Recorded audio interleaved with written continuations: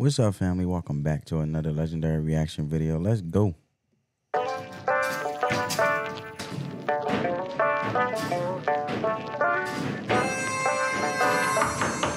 We got that old classified French lick type of vibe. Hey guys, which one of you two is going to come in second? Probably Reggie if it's a shooting contest. I agree. I think I'm coming in second now. Put on your seatbelt, here we go. Oh my. Larry Bird is just unconscious. Shoot it, Reg. No way, that's impossible. Isaiah, up and in off the ground. Well, that's one of the prettier plays you'll see. Absolutely magnificent. That is worth the price of admission. Reggie hits the three. Unbelievable. You are watching what greatness is all about. This is a treat for me because I am amongst royalty, Indiana royalty. You via Chicago, you being Larry Bird, an Indiana native.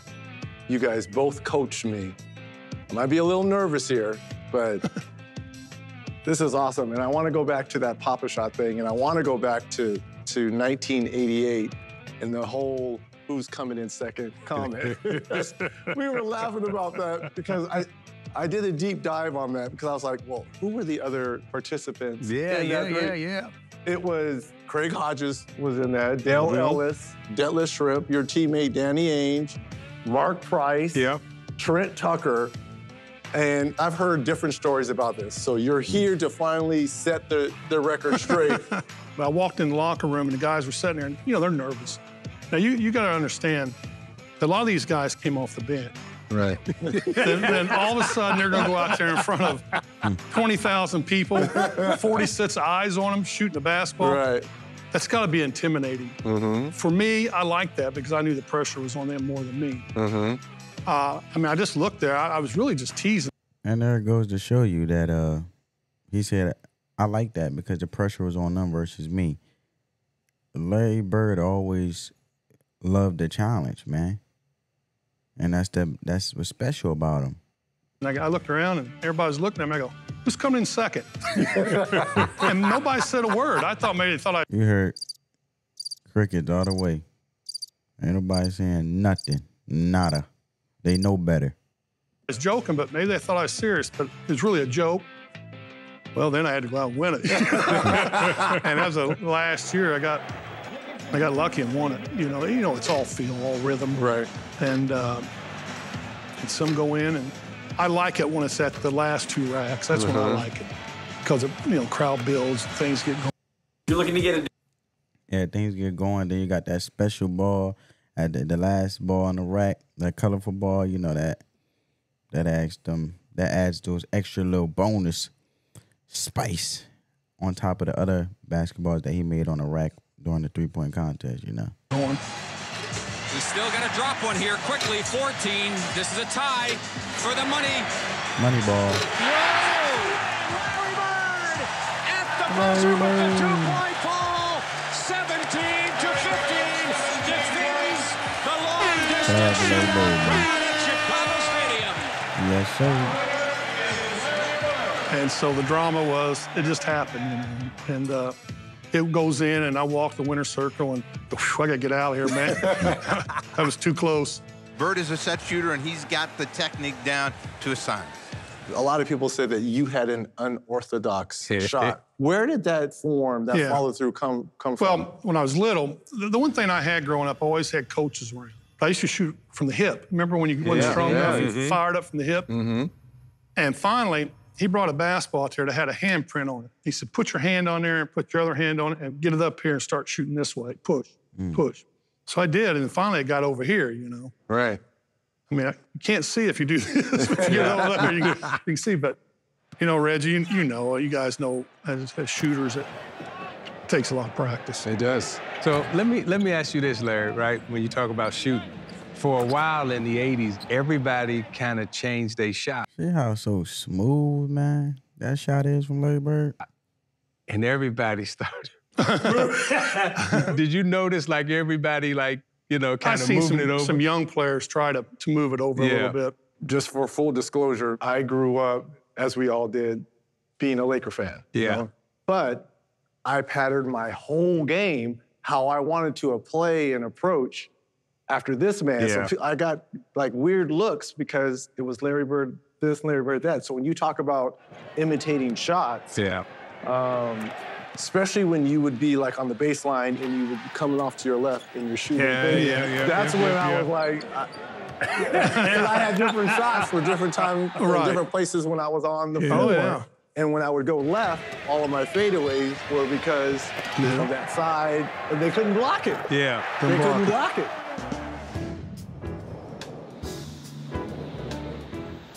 You're a Chicago kid. Yeah.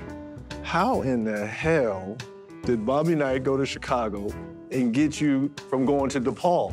So Coach Knight comes to the house, and he walks in with Quinn Buckner and Wayne Embry. And Coach comes in and he goes, you know, hi, Mrs. Thomas. Now I'm sitting there and this is my mother, right? So this is Coach. They ain't never even talked to me, right? And so he's like, you know, I offer your son 3 things. You know, he'll get a good education. You know, I teach him everything he knows about, I know about basketball, and he'll be a gentleman, right? Those are the 3 things that he was offering. And, you know, we were like, well, this is gonna be a short conversation. And, you know, eventually my brother and Coach Knight get into like a big tiff. And so my brother challenges To the point where Coach. they're taking off, Coach getting ready to... Yeah, my brother challenges Coach like, hey, you know, hey, we can take this outside. Coach Knight said, all right. Start rolling up his sleeves, right? He said, let's get it then. I ain't scared. I'm right here. And everybody is like, oh, no, you know, the whole room is like, no, you can't do this. And so I look over at my mom, and my mom is like this, right? And, you know, she ended up sending me to Indiana. But Quinn, to this day, says to me, the thing that he regrets most is that when you first went down to school, that he wasn't there. Right. I think Quinn was... Yeah, he's playing in some kind of tournament. Yeah. And he said he still feels bad about Larry not being there for Larry the first 2 weeks or so that he was at school at Indiana, because he still feels that had he been there, you know, we'd be talking about this. What happened in those What happened in those 2 weeks? What transpired? Can you imagine him and Coach Knight together with Quinn Buckner? No, I can't. That's It have been. I think the basketball gods were like, "Nah, we can't let this happen." Well, I mean, I wanted to go Kentucky, but Kentucky quit recruiting me, so it was down to Indiana State and IU. So I went to IU. Interesting. He wanted to go to Kentucky. Financially, I couldn't stay. Okay. Reggie, I just couldn't do it. Couldn't do it. It wasn't I was homesick or I didn't like the coach. One thing about me, I always said the coaches coach and the players play. You know, whatever they tell you, you got to do. You might not like it, but you got to do it. That's what they do. Right. That's their expertise. I don't think me and Coach Knight would have had a problem, because I never had a problem with my coach. When I got to Indiana State, they were talking about me going to junior college. I go, what? I'm not going to junior college. So I sort of played a role, and they got real serious. So I said, at the end, I said, look, I'm not doing that. I got another place I can go. I had other colleges after me, but I wasn't letting them recruit me because I wanted to go to Indiana State then. Well, they came and watched me play in the summer. We played the Indiana High School All-Star team. I worked all day, put up hay all day, went up there, and had a monster game. All of a sudden, they didn't talk about going to junior college. Yeah. See, when your work speaks for itself, it changes the narrative, and you don't have to entertain the narrative of itself. Bird inside to score. College basketball's player of the year, Larry Bird. I don't know about you guys. You guys are champions. You guys have won at the highest level. I never won a championship, so there's games that I always think about. Yeah. Oh, I know. That we could have won. Let me tell you, Reggie, I don't think about the wins. I always think about the loss. Okay. Yeah, I think everybody's like it. Perhaps we've never seen a final game with 2 greater individual players. 1979. Okay, this was against Magic Johnson, the NCAA. And Larry Bird, the player of the year from Indiana State, and the magic man from East Lansing, Urban Johnson. Here's what happened in '79. We played DePaul, and it was a tough game. And I chose Wick. Excuse the ads, family, but I'm curious to see Larry Bird elaborate and give context to the emotion you had on that tough loss, man. I hit 16 out of 19 shots, I think it was. We win by 2. And I know Michigan State's a lot better than DePaul. Right. So we had a day. Is it me, family? Comment down below. I love the old school basketball net. Like the rim, I feel like now the rim is like thicker. Back then the rim was thinner. Like look at this rim as they playing the NCAA championship. Look how look how swift and simplistic and thin the rim is. But when that joint go all net, it goes all net. In between, we practiced, and I was sitting there thinking, man, I got to score 40 points, 45 points this game. I got to be on. I got to be at my best, or we have no chance of winning this game. And I wasn't. It's all over. Michigan State University, national champions, 1979. That was a big letdown because I thought I could rise to that occasion. Right. And keep us in it and maybe get it at the end. And they were a talented team. They had some really good players. Imagine, I thought you did a great job on Larry Bird in the zone denying the ball. Yes, Coach gave us a good game plan to go against Larry Bird, and all we had to do was go out and do it. And if we did it, he said we would win. That's what we done.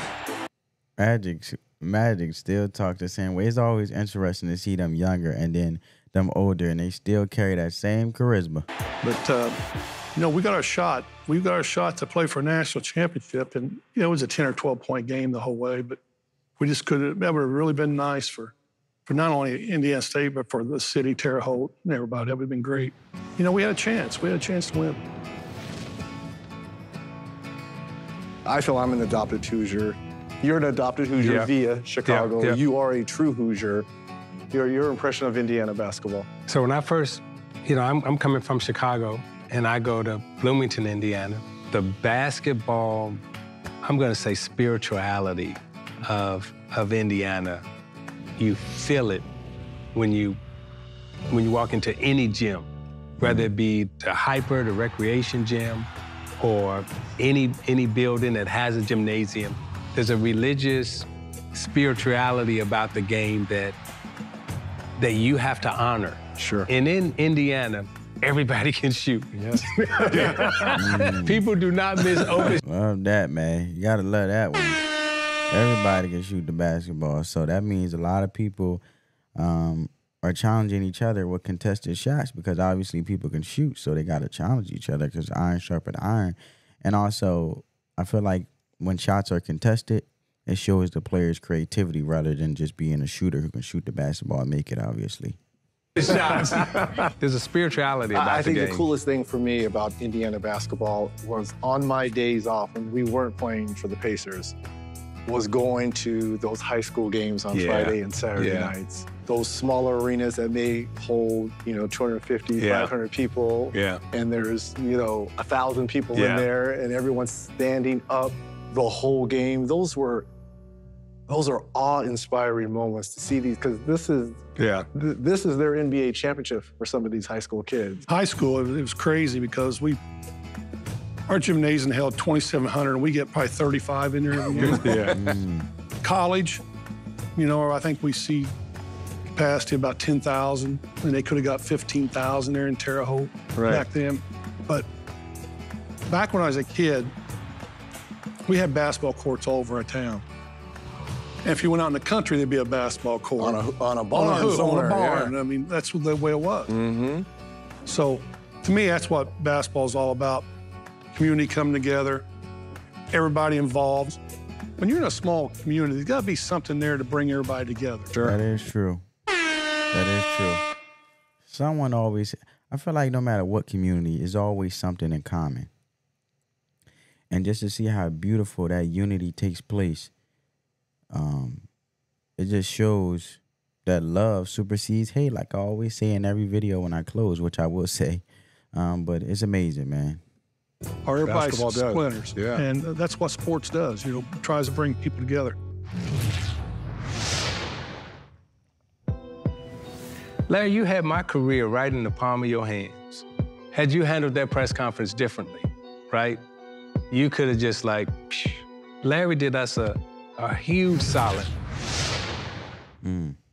Interesting. I wonder what he's talking about. Listen to those Indiana fans as they count it down.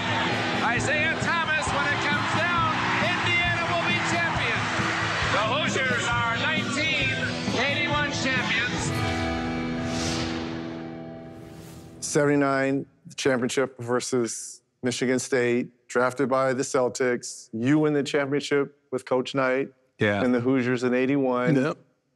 Pistons come a-calling, and you guys are headed towards a collision course. I come in '81 after winning the championship. I'm watching him in the NBA Finals. Larry Bird follows his own shot. Oh, what a play. 12 seconds on the shot. That's a circus putback. The three-pointer.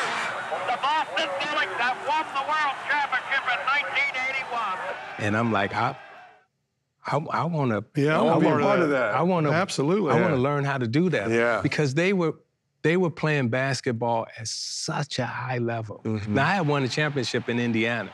And I knew in Detroit, like, we were nowhere near that level, not only of play, but of thinking. Like, the intellect that they were playing with was, it was like, they on another level. And I got to learn how to do that if I want to win. Well, we had a lot of talent, and some guys had to give up a little bit. Obviously, we had Kevin in the post. Of course, you know, it's always, you got to always, see, when it comes to basketball, it's like anything, a career, being in corporate America, it's like a service, right?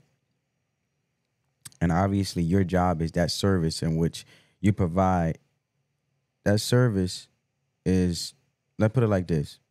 That service is like, how can I put this?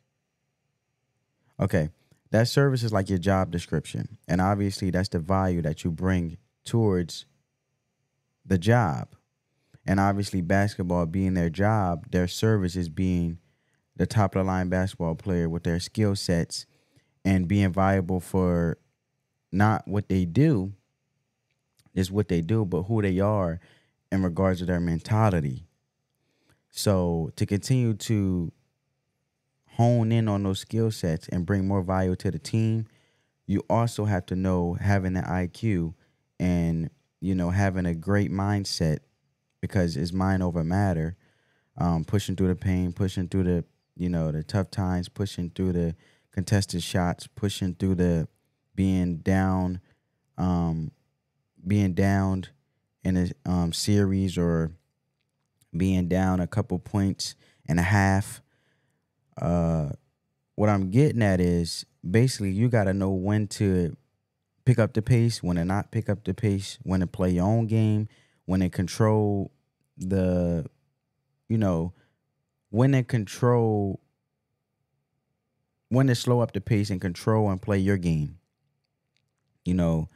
And also you got to know what more to give and what less to give. Obviously, if your team keep chucking up threes, it's not working. Obviously, you guys have to transition, execute, you know, spread out across the floor, you know, make transition plays and try more going lower post, you know, drive into the basket or mid-range shots, because obviously the three's not working. So that just comes with readjusting based on the circumstances. So I agree with Larry Bird that sometimes you have to give a little bit more, or you had to give up a little, you had to give less a little bit of something, because it's always a pro and a con. You might have to give more of a, if you're being more efficient to help your team as a scorer and being a shooter in regards of a catch and shoot person, then obviously you got to be ready, you know, cutting, you know, make sure you cutting, setting people up, giving a pick, running around a pick, running back door, opening yourself up to free yourself up so a teammate could dish it out to you, hit that catch and shoot, score, obviously to gain the lead or be in the lead and sustain being in the lead and stuff like that. So it's a give and a take. And overall, collectively, the whole objective is to win. But you got to know how to readjust due to the circumstance that's given, while let alone honing in on your skills, and also challenging your weaknesses, or being aware of your weaknesses, being self-critical, watching over yourself, to be a better teammate, to be a better player, and a complete player overall, you know. Even DJ gave up some opportunity to score to keep guys motivated into the game. But I play with some guys. Our guys are herky-jerky. They like to talk a lot, you know, never stop talking. But they were talented, and they came to play for the most time, you know. And that's all you can ask for. How did the roster change from an upstart Detroit Pistons to Buddha Well, and Lambeer and Rod. I mean, you had to change things. I don't know if you remember this game, Larry, but we played in Hartford.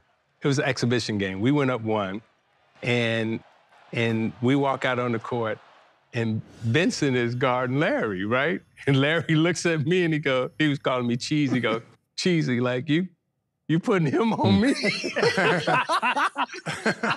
said, you putting him on me? I was like, that's all I got, man. That's all I got right now.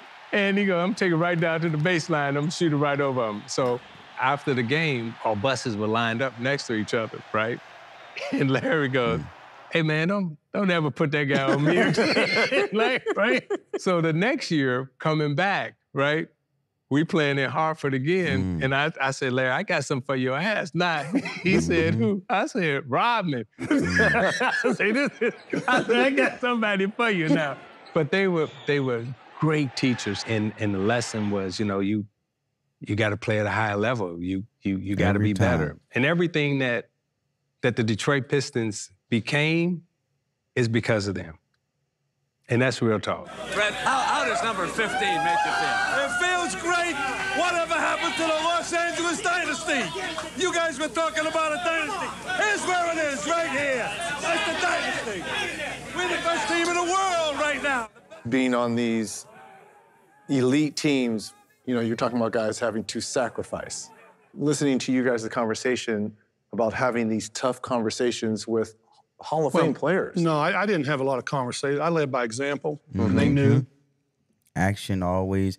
See, the only way you can take a man's word is by his actions. It doesn't matter by the commentator. So I love that Larry Bird chimed in and actually corrected him and redirected Reggie Miller position on that.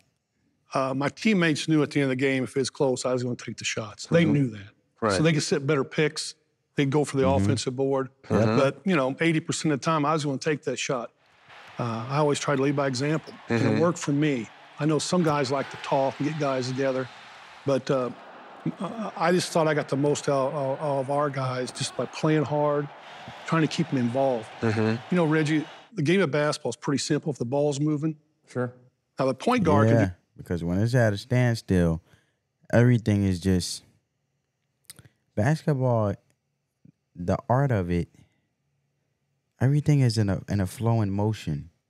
And if the ball is constantly being dished out and executed in an efficient way, everybody will eventually touch the ball and everybody will most likely end up scoring a point on their behalf just by coming in collectively, as Larry Bird always tried to keep them involved. And the ball has to keep moving to involve your teammates. If it's at a standstill, it won't get far. And your team won't get far. And the overall objective of winning, definitely you're not far. You're not nowhere near it. You won't even get far to it. do whatever he wants to do. Instead of dribble from one side to the other, back and forth. But he's an initiator. And if he gets that ball moving, that ball's moving, everybody feels a part of it. It doesn't matter where it ends up because it's always going to end up to the best player. Sometimes that always happens.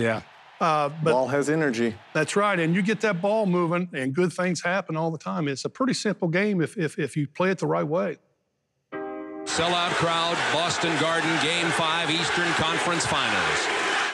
You guys have had battles over the years. Game 5, series tied 2-2, Eastern Conference Finals. Tell me how that happened. I still don't know how that happened. You're taking the ball.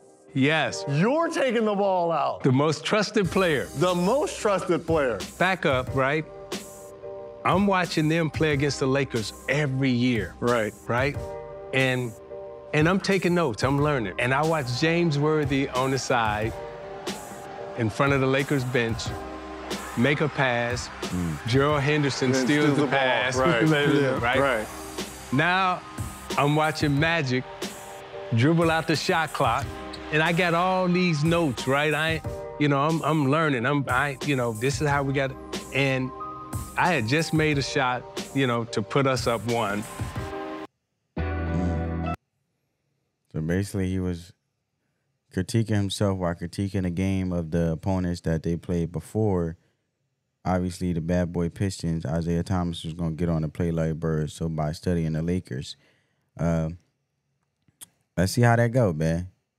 Sometimes it's different because different circumstances, different players, everybody's unique in their different way. So the outcome ain't gonna be the same, obviously, but you could try to study and watch tape so you can see and study the common things that a player do that you may go up against. Boston down 1. Bird guarded by Mahorn. Drives around him. And the ball gets knocked out of bounds by A. No, they call it the other way. So the ball goes out of bounds. And I'm thinking, okay, I'm gonna get it to Lambeer. He's one of our best foul shooters. Big guy, so I'm gonna put it up in the air. And it was like in slow motion. It was like the ball like goes up in the air. So you had no idea where he was? I didn't even see him. Larry is right there near the foul line. 5 seconds to go. How you didn't see him, bro? My man wingspan ain't short, and he ain't short either. Oh, my goodness. Now there's a steal by Bird. Underneath the DJ. That was careless. I'm sorry. I'm sorry, Isaiah Thomas. I'm sorry. That was careless. Regardless how tall you thought, all it took was, even if Larry Bird got a touch of that ball, they could have been playing volleyball, and then eventually Larry Bird took it. The padded tour time or to a teammate, whatever. Hey, DJ laid it up and in, and Boston has a 1-point lead with 1 second left. Oh my, this place is going crazy. What were you thinking as the ball is coming in? But when I went in for I never saw shot, him run that damn fast, by the way. It's like so I seen Isaiah, Jerry's jumping up down. I seen Isaiah throw it. I just took off over to foul him. Like he said, I go, damn, that's slow motion. And slow motion is slow motion, because you know Isaiah said that Larry Bird that's the fastest he ever seen him run, because obviously they say Larry Bird ain't the fastest. So he was like, dang, that's slow motion. So he said, okay, slow motion my pace. I bet you I'll steal it, even though he was intentionally going to foul. Now I got in there and got my hand on it. There's a scoreboard in the corner there. It told me how many seconds. Okay, I knew I had plenty of time. But out of the corner of my eye, I seen a white shirt streaking. And I knew it was DJ. It had to be DJ. Right. I turned into him. He laid in. But that's a bang-bang play. Sometimes that stuff happens. You go, what the heck just happened? Yeah. You know, but it happened. And unfortunate for Isaiah, but for us, we got to play on, you know. Gave us another chance, because we lost that game. They probably would have beat us that year. He says, okay, I turn around and I see DJ, the clock and everything. Now I'm looking at him and he's standing on, this is the out of bounds line. And this dude like on his damn toe. Like Michael Jackson. Yeah. Like Michael Jackson. And in my mind, I'm like saying, please fall, please step out of bounds, step out of bounds. And it felt like he hovered there on his toes for about 5 seconds. That was a great play. But what we learned from that. Call timeout. And advance it. Call timeout in 48 minutes. After that, it's always 48 minutes. You start hearing us 48 minutes every play. After that tough 7-game series, Rodman had comments. Yes. You know, about Larry Legend. Then they come to you. Yeah. And you had comments. I think Larry is a very, very good basketball player. I think he's an exceptional talent. But I'd have to agree with Rodman. If he was black, he'd be just another good guy. Yeah, so here's the thing, right? Game 7, I think Larry has like a triple-double, like, you know, he torched Rodman. Right? All right, 1 second, family, before we actually see his insight and his reason why he said what he said. Do you believe that was jealousy? Comment down below, family, because what does the race have to do with anything? We're talking about the game of basketball here. Let's not get off the subject. You know what I'm saying? Embrace the greatness and hush it up. That's how I feel. I felt like it was a little bit of shade, or that was a little bit of, you know, being a hater moment. Right? So Rodman's all upset, and anybody who knows Rodman. Emotional. Right? You know, so they give him the mic, and he says what he says, right? So then they come to me. And I kind of sarcastically like, yeah, if you know, and I kind of echoed. And so that comment went out. Now, here's the beauty of it. Larry, you had my career right in the palm of your hands. Had you handled that press conference differently, you could have just like, phew. But this is what this man said. If the statements or whatever was said doesn't bother me, I don't think it should bother any of us. But I just feel sorry for Isaiah because, you know, just walking in this room and seeing everybody, it must have touched a lot of people. But if Isaiah tells me that it was a joking matter, I think we should leave it at that.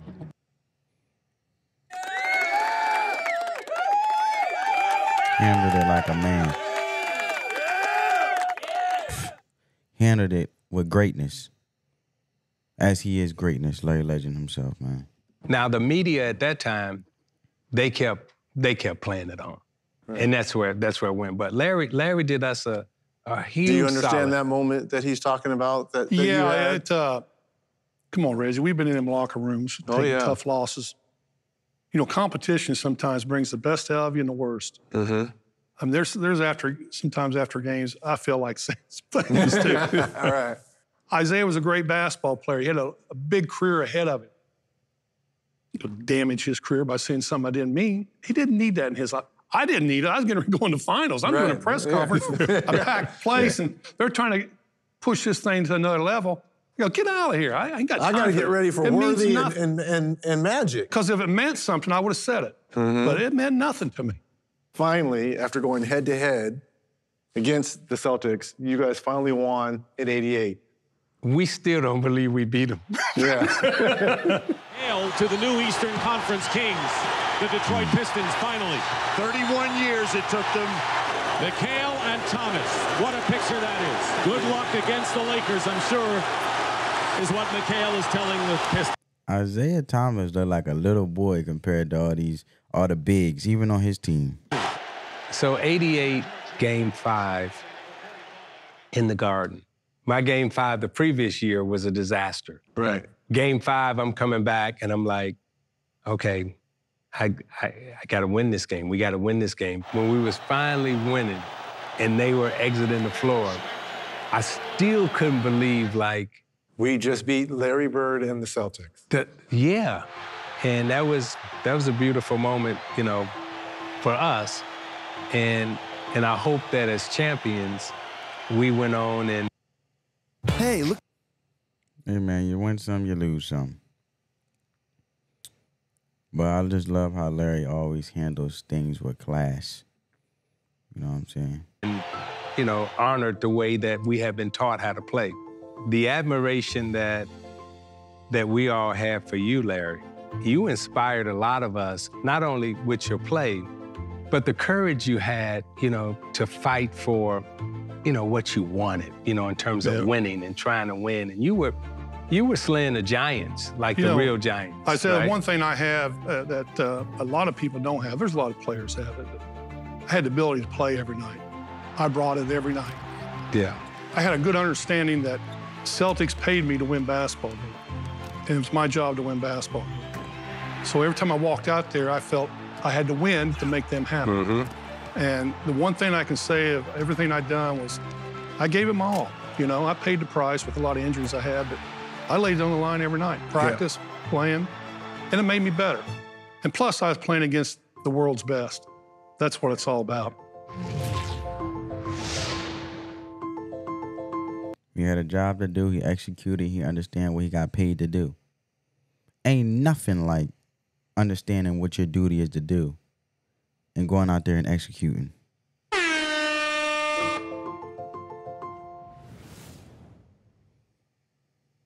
of the great shooters of all time. Indiana basketball legend.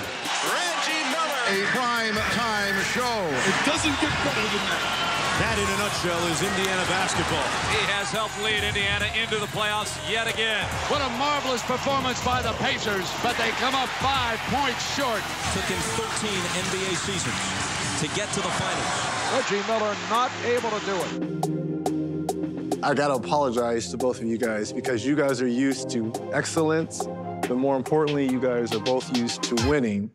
And I personally, as being the head of the snake, didn't deliver that for you, as you guys were both of you guys were my coaches. And I know it's a team game, but for Larry, when I really that was my team because I had my superpowers then. With you, I didn't necessarily have all my superpowers. We were transitioning. It was after the finals, and we were getting younger. So I just got to say, I got to apologize because it was a lot of pressure playing for you guys. I tell you though, Reggie, them years I was there, you had good teams. We did. You guys were good. And my whole thing then was to Rick Carlisle and Dick, I said, how do we convince these guys how good they are? He said, well, they'll wake up one day and realize it. I said, I think they know they're good, but these guys are championship good. And I don't think deep down you guys really thought you could win it. I thought you could. You're in a game 7. Every possession vital. Jordan. 3 Pacers surround Michael. And a jump ball is called. One timeout and a jump ball was Jordan and Rick Smits. They wasn't lined up right. We could have stole the tap and went down and scored. And I said, if we get that possession score too, then we run it out. They win it. Kerr hits the 3. Kerr can tie it. And on to the finals. Steve Kerr. Look at Steve Kerr. For the 6th time in 8 years, go the Chicago Bulls. Listen to the little things that y'all are talking about. I mean, I didn't call the timeout. I seen it. I didn't that's call what the we timeout. learned, right? Sad. Yeah.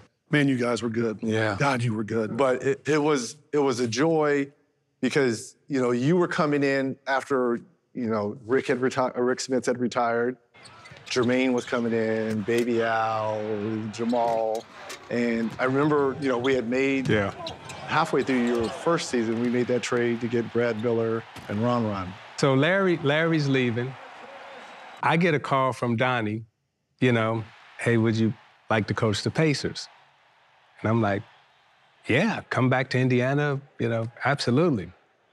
So in my mind, right, I'm thinking, okay, Mark Jackson, Rick Smith, Chris Mullin. I'm thinking like I'm coming back to get that team. And so I get the job that summer, and this kid in Portland, Jermaine O'Neal, right? I'm like, Donnie, this guy, he's not playing a lot, but I think he's really good. I think we should trade for him. If there's a time to do it, this is the moment. Yeah, and Jermaine's, this one's gonna be good. So anyway, Donnie makes a trade, we get Jermaine. And now we got a team that, it's a little tough, we got some, and you were great. Not only were you great, but you were like, okay, we're gonna help Jermaine become great. And it goes back to, again, the teachings that we got, from Larry, from Magic and everything else. It can't always be about you, right? How do you help your teammates? How do you help everyone else become better? And you did that for that team. Well, I'm gonna tell you an interesting story because once you made that trade, our very first practice, we were out there for 3 hours. Yeah. And we were going hard. Yeah. And I remember Jermaine walking up to me. It's like, man, this is crazy. They're running and they go so hard. And I looked at him and was like, well, welcome to 80s and 90s basketball. Yeah. This is how it should be. Yeah. You should feel like this, right? And we kind of took off right after that. Got it to Reggie. Here's a 3. Yeah! So, family, my question to you is: would Reggie Miller been a great? I can't even get it out. Would Reggie Miller come down to have being a great if he won a championship? I mean, he is great, obviously. But I'm curious to know what you guys' insight and what would have made him greater. Yes! He hit it from 40 feet as time expired. For me as a coach, what y'all allowed me to do was not only coach, but also set some rules. And still today, I tell everybody, he still calls us coach. I do. Yeah. Which is, one of the highest compliments you can get. That is a respect and a higher level, and I thank you for giving that to us. Well, it's a mutual respect I have for both of you because it's funny because I said we were doing one of our TNT things, and I called you coach in front of Kenny Smith. And Kenny, came to me later like, why are you calling Isaiah coach? I was like, he's my coach. He was my coach. He's like, that's like for people like Pop or, like one of those old, you call them guys coach. I was like, no, he's my coach. Yeah. That's how much respect I have for both of you. Now, you come back to the Pacers after you were with us for 3 Yeah, 3 years. 3 years. Yeah. Then you come back. Yeah. And you guys had an interesting dialogue. You know, I get a call from Donnie. You know, Larry's been hired to come back to the Pacers and President of basketball operations. President of basketball operations. And I walk in the office and it's Larry and Donnie. And Larry goes, "Hey, Isaiah, you know, I think you've done a great job here, you know, but I've decided to go in a different direction. You know, I'm gonna let you go and I'm gonna bring in, you know, Rick Carlisle." And Larry, I don't know if you remember me saying this to you, but I said, "Larry, I think you're making a mistake." I said, "Larry, you and I think if we're together here in Indiana, I think we can do great things with this team. I think you and I would be dynamic here." Do you remember me saying that to you? And this is what Larry said, yeah, all that's good, but you know. He said, you might be right. He going, and you've done a great job here. You haven't done anything wrong. I just like Rick better. Well, what did you say? I was like, well, you know how close me and Rick are. Yeah. We've been for since '83 or whatever. I thought Rick would be there forever, you know. Yeah. Things change, but I still think this. I'm gonna say this in front of both of you. I've said this before. I think you made a mistake firing me because I think I'd have won with that team. And I think we never would have had the malice at the Palace in Detroit. Like when you went to Boston with Larry, right, the respect the fans had, I thought that we would have had that in Detroit. 6. So this is my question to you guys, family. Do you believe if the Pacers would have kept Isaiah Thomas, would have won? Versus Larry Bird taking on Rick because he was closer to Rick or close to Rick. See, this is where I feel like it's not about what's close or how you feel about who's close to you. It's about what makes sense. You know what I'm saying? 46, I remember it to this day, of the third quarter. And here comes Larry Bird. It felt like a train in the middle of old Boston. That's how loud it was. And I remember looking at Chuck, and we said to ourselves, "You're in trouble." Oh,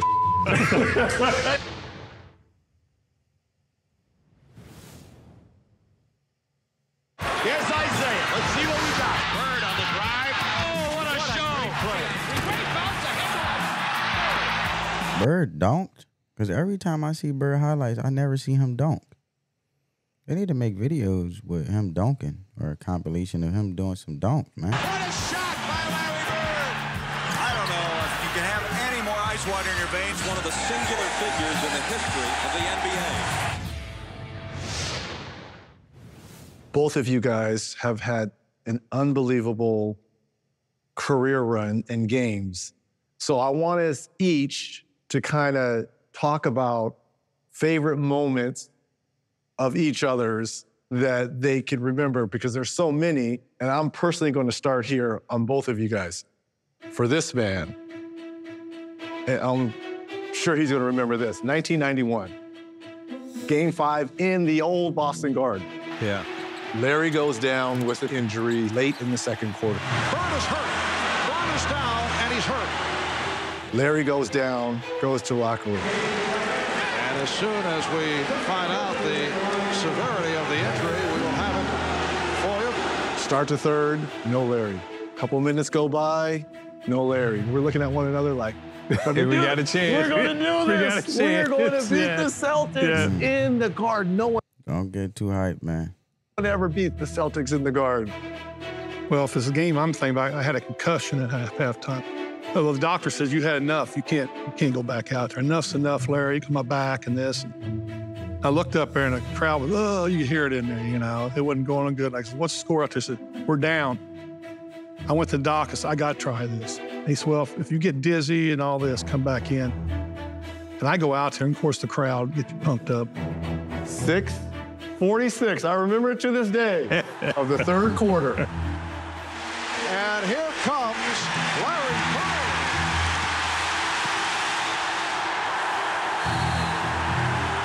It felt like a train in the middle of old Boston. That's how loud it was. The crowd was so loud. And I remember looking at Chuck, and we said to ourselves, "You're in trouble." Oh, that's what we said. You know you messed up, man. And when you know, I mean, respectfully, at least they accepted it and they knew. Goes on to score 12 in those 6 minutes. Celtics go on a 33-14 run, and they beat us in game 14 run, bro. 5. But that moment of watching you, look, I know you're supposed to be competitors, but you know I'm going against the guy who I patterned my game after, and you put on an unbelievable performance. How many times does he drive that spike through your heart with shots like this? But it's been more than the statistical line. Building your own. There's greatness. It's always humbling, especially when you can not only just see greatness and growing up in, like Reggie Miller said, definitely pattern his game after Larry Bird, but then to be in it against greatness. When you talk about Larry Bird here this afternoon. And in '88, after you finally beat the Celtics, you move on to face another one of your friends in Magic Johnson and the Lakers. Yeah. He's got Dantley and Dumars. Goes to Dumars, who lays it in, and quickly the Pistons have cut the Laker lead to 4. Isaiah Thomas is hurt down on the court underneath the basket. I couldn't tell what happened. The 25-point fourth quarter. Game 6, we were closing them out. Because I know, like, if there's a Game 7, we're not winning a Game 7 in L.A. Isaiah Thomas has put on a brilliant exhibition of shooting despite an ankle injury. I felt we were a better team.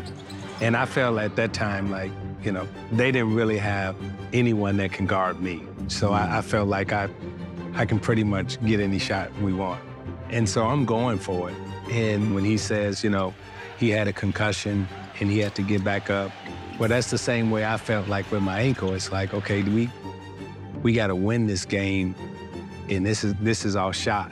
I don't believe what I'm seeing. The great performance, maybe one of the best we've ever You can tell, man. Look, Isaiah Thomas doing what he want out there. seen in one quarter in NBA Finals history. I mean, you could barely walk in that game. Yeah. But again, the lessons that you learn, you know, from your teachers. It was almost by any means necessary. You got to do whatever it takes. Yeah, man, especially if you in survival. Just imagine you in survival mode.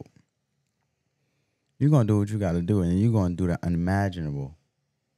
And then later on, you'll be like, yo, I really did that.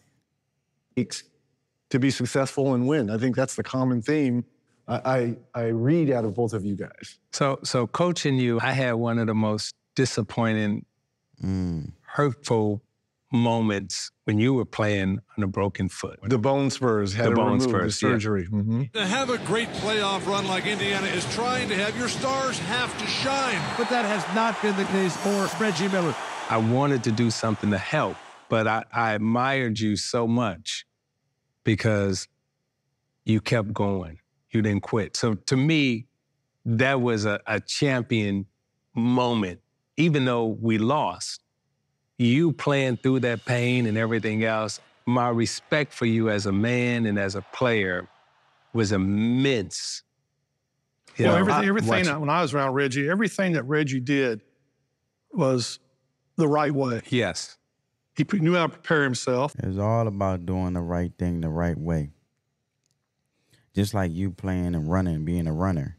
Your form, running the right way, will actually help you achieve the goal and also be sustainable in a long period of time to achieve that success while also being great and also chasing to be greater within that way of running. Whether you're a sprinter or a distant runner, marathon runner, form, doing it the right way and doing things the right way will yield the right results, which is success because it's done the right way.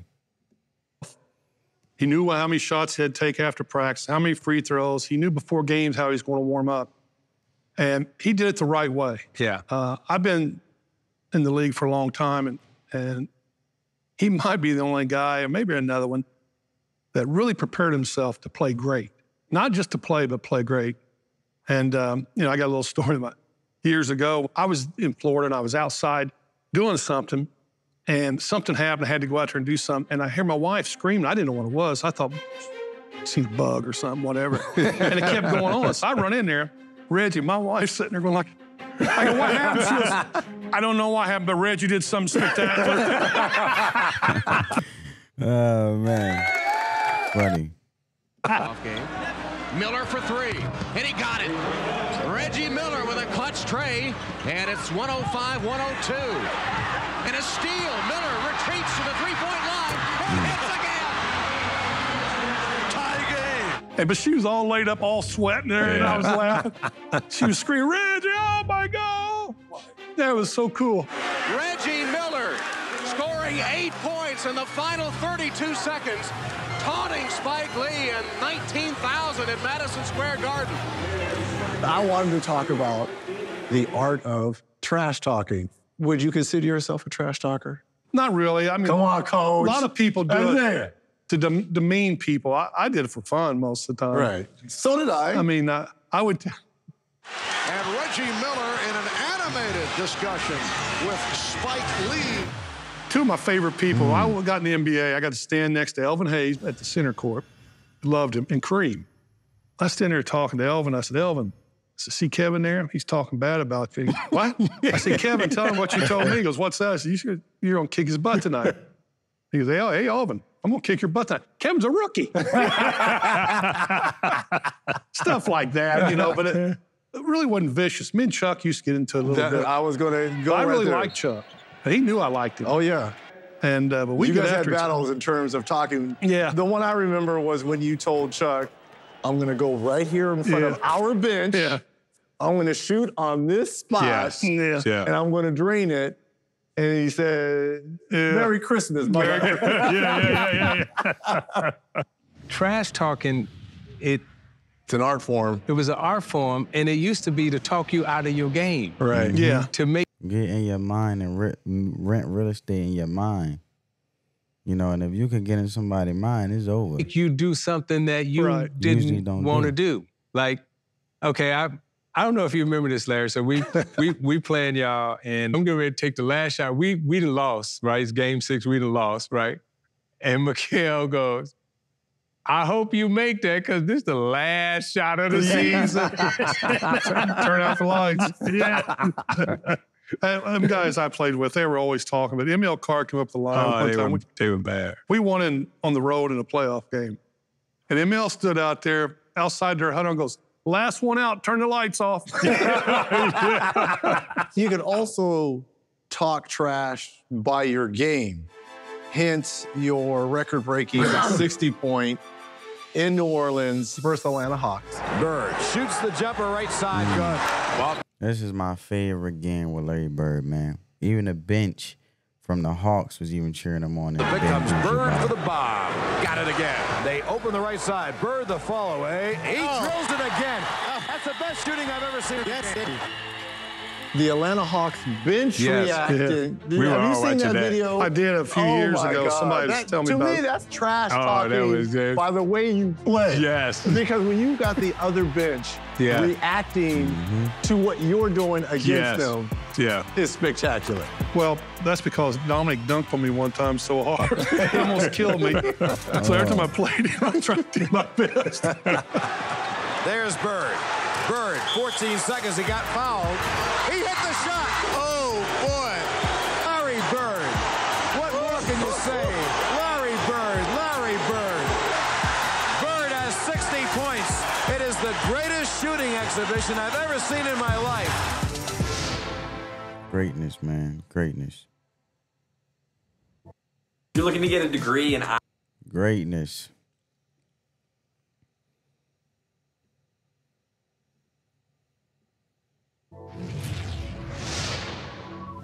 People always like to talk about who's the greatest, who's the GOAT, and I don't like those discussions because different eras, different players, different rules. But what I do like to do is I always tell people the Mount Rushmore game. You being, in my opinion, arguably one of the greatest shooters ever.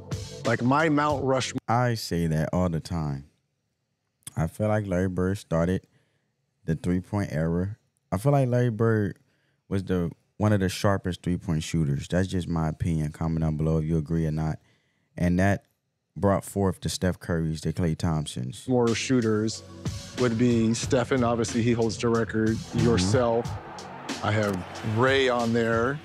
Of course, Ray Allen, boy. I could put Mark Price, present company excluded, but I put you up there on my Mount Rushmore. Who would be some of your Mount Rushmore type shooters? You named them all, and there's more, Reggie, because I can't think of all of them. I mean, Dale Ellis was a great shooter. Yeah. I mean, there's a lot of great shooters, you know. And you're always going to leave somebody out, and people get their feelings hurt by that. I don't. I could care less. The one thing I do know, I always knew how good I was. Right. I didn't care what you thought of my game now. Yeah. But I knew. It's not about what people think about you. It's what you think about you. In the majority of the games I played with the team I had, we're going to win most of them. So I had that kind of confidence. But you always talk about the great play. I tell people, quit whining about LeBron. Enjoy him while he's here. He's unbelievable. I mean, he's one of the greatest, if not the greatest ever. Then you go back, I played against Magic, Michael, Kareem. I mean, the list goes on and on. So it's hard to pick one guy. But, I mean, it just seems like everybody in their era thinks their era is the best. I don't buy any of that. You know, things change. In terms of Mount Rushmore of point guards, I'll throw mine out there, you react. Magic, you. I guess you're going to put Stephen Curry on there because he's classified as a point guard. I think the list starts with Magic and Oscar. Us little guys, we got no shot against Magic and Oscar. Those are the two. Now, when you get to the little guys, right? You know, I'm like Larry. I'm the little guy. Right.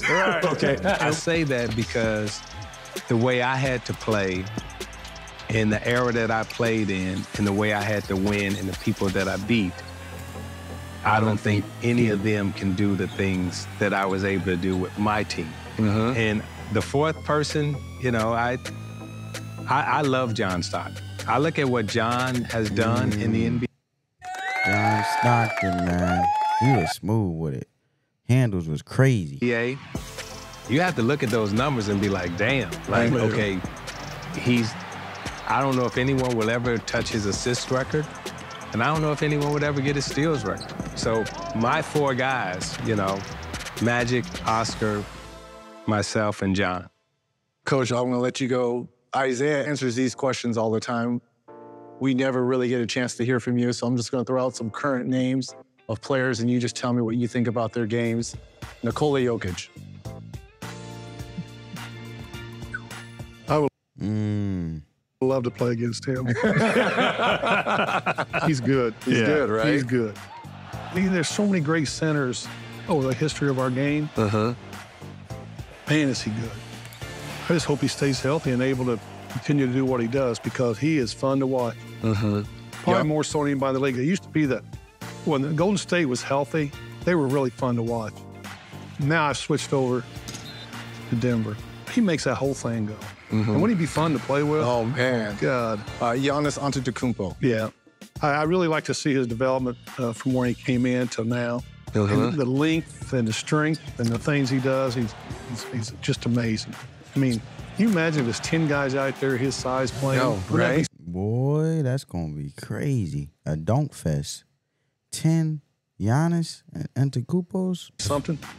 But he's amazing. There's just so many great players in our league now. I really like where the league's at. And from a competitive standpoint, you see the players, for instance, Kevin Durant. Oh, yeah. KD. I thought KD would possibly win the scoring title if he's healthy when he first came in, 6 or 7 years in a row because he's so smooth on the offensive end. Very talented player. I always wanted to see him do well. Obviously, Wilt has the 100-point game.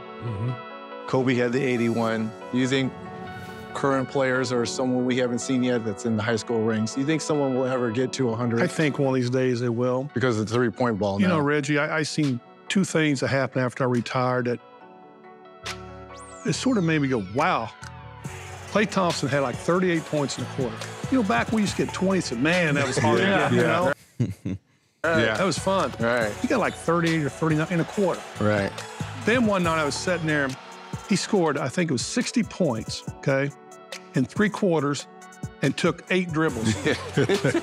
Now, how he's not Yeah, that's amazing. That's that catch and shooting style. One of the greatest shooters ever. Yeah, right. You know? I mean, Right. think about that. Yeah. That's just incredible stuff. And you put all these other guys out there. The thing they did, Reggie, they changed the game for the better. Mm-hmm. They score a lot of points because you can't hold and grab and hit guys coming across the lane and all. And then, like he said, Larry Bird said before, the ball is when the ball moves and everybody touches it, amazing things happen. All that. I think they might have loosened up a little bit too much. Right. Yeah. But the three-point shot, I was really worried 10 years ago that the smaller guards had no place in our game because you're looking out there, Magic 6'9", point guards 6'6".